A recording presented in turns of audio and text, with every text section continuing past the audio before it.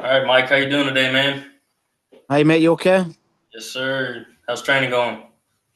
Yeah, training's going well. I mean, I'm just kind of starting camp now because hopefully we're going to be looking at fighting in April. Most teams, I think, fight in April by the sounds of it.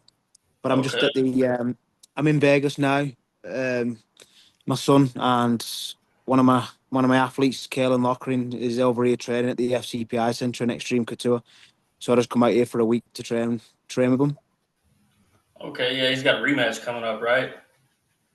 Kalen Lockering, yeah, he fights Nathan Fletcher. They did fight when he was amateurs, but yeah, this is a rematch. Let's say. How do you see that fight going? I'm very confident in Caitlin's ability.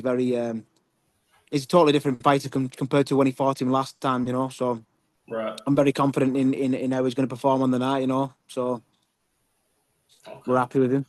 Yeah, how are the facilities like there at the PI? Yeah, I've been a few times before when I was training a lot with Darren Till and people like that. So I have been there before, but yeah, the facilities are next level for any athlete who wants to obviously train and succeed. Then this is kind of the place to be. It's it's next level for an athlete. Anything an athlete needs here is they've got it. Okay, okay. You last fought almost 3 years ago now on the Volkov versus Aspinall card. We're really excited to see you sign with the GFL. Could you talk us through how that came about? Yeah, I mean, it happened all of a sudden. Really, I kind of, I left I finished the UFC, and I was obviously weighing up my options as to where I could go next. I had a few conversations with big organisations like PFL and people like that, and it just wasn't meant to be really with PFL, let's say. And then I kind of said, if I'm not getting offered the right amount of money as to what I'm worth, not that I think that I'm like, I'm world known or anything like that, but I've put a lot of time and effort into this sport, and I've dedicated my life to this sport, not only to train and be the best of myself, but I've also put back into teaching kids and teaching other athletes as well. So I felt I deserved a little bit more to get something back. So I wasn't getting the right amount, and then obviously GFL offered me a decent contract, and they are looking after their athletes, and you can't really complain at that. That what they're doing for their athletes is unreal. So I didn't retire from fighting because of I felt old or my ability wasn't there.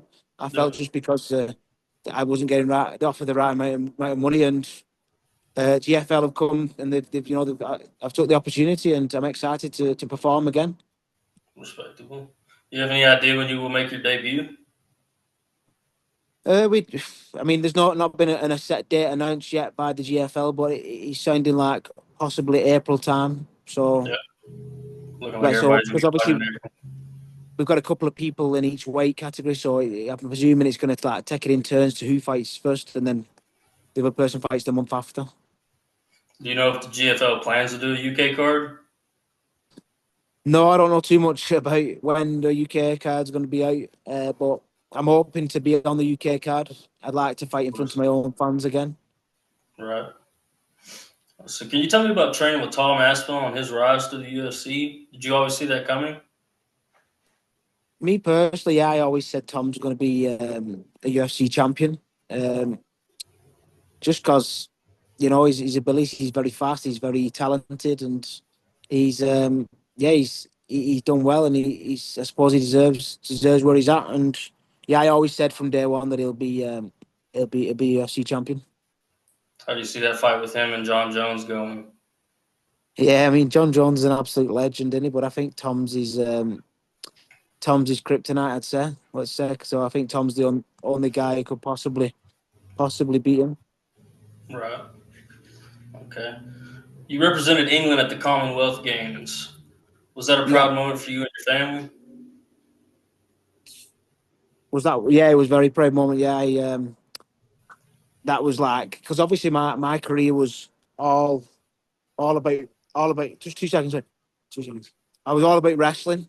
My career was I wrestled from 6 years old, and then my goal was to be like to go to the Olympics and obviously get a Commonwealth Games medal. And I actually left wrestling when I was like 20 odd to go and fight. And then I come back to wrestling to go and get a medal at the Commonwealth Games. So yeah, it was a proud moment for my family, my dad, my son, and people like that, because that was something that I always had an aim to do. Okay. Well, do you still coach wrestling? Yeah, I have my own team in Wigan, which is renowned for wrestling. So yeah, I've got like 30, 40 kids on the mat. Plus, obviously, I'm coaching the lads at the MMA team and stuff like that. So yeah, I'm very, very, very involved with coaching wrestling and MMA. Okay. And you had a grappling match with Aljamain Sterling. What's it like competing against him? Yeah, it was a good match. I mean, we probably more because both of us had a bit of an ego about us. We didn't want to get took down. Yeah. Both wrestling backgrounds and stuff. So we just ended up wrestling on the feet for 10 minutes. So it was just like snap down for snap down, shot for shot. So it was an interesting match, but yeah, it was good. I'd like to get the match again where we can actually go to the ground and have an actual grappling match. Last time we just ended up tying up and hand fighting for a while. So yeah, Right. I'd like to do it again. Okay. So just circling back to your family, your eldest son Jack competes in MMA. What's it like coaching your son? Yeah, I mean, a lot of people ask the question is that how do you do it basically because obviously it's tough. I mean, first of all, I had my son when I was young, so we're like best friends now. I was 17 when I had my son. He's 20 years age now, so I was young when I had him. So like I said, we hang out together and stuff like that, and we train together as well. So like I say, he's here now in Vegas with me training. I've just watched him train, sparring and stuff with some good guys and stuff. So yeah, it's tough. Sometimes you just got to try and keep the training separate from home stuff because otherwise Right. it can easily burn them out and they don't want to do it no more and you just got to kind of trying to keep your training separate and don't force them into anything really. That's the advice I give to dads who's coaching the sons really. Okay. And being a family of martial arts, how far does that go back? um my dad really he's the one who kind of did some wrestling when he was younger, but then he got more involved with wrestling when I started coming back in when I was 6 year old, and he coached for 30, 40 years. And, he was a very, very good coach. And that's where I kind of learned my grassroots from as coaching as well as being an athlete as well. Okay. Okay. You have any post fight celebrations, favorite meals, anything like that? After fight, Yeah. no, I mean, I'll be honest, I'm probably boring because I tend to just back and spend time with my family because Yeah. obviously I've got like 4 kids. I've got 4 kids and I've got couple of young kids now, and I just get back and spend time with my family really after the fight, and that's it really. Get brought Okay. back down to earth pretty quick. All right. I got one more thing for you. Can you blind rank top five previous opponents for me?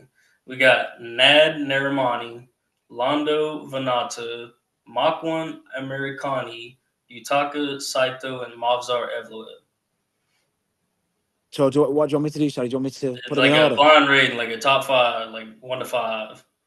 1 to 5. Who's the best? Yeah. Who I've fought? So I'm gonna put Movsar. He's the number one. Um, I'd say he's my toughest fight.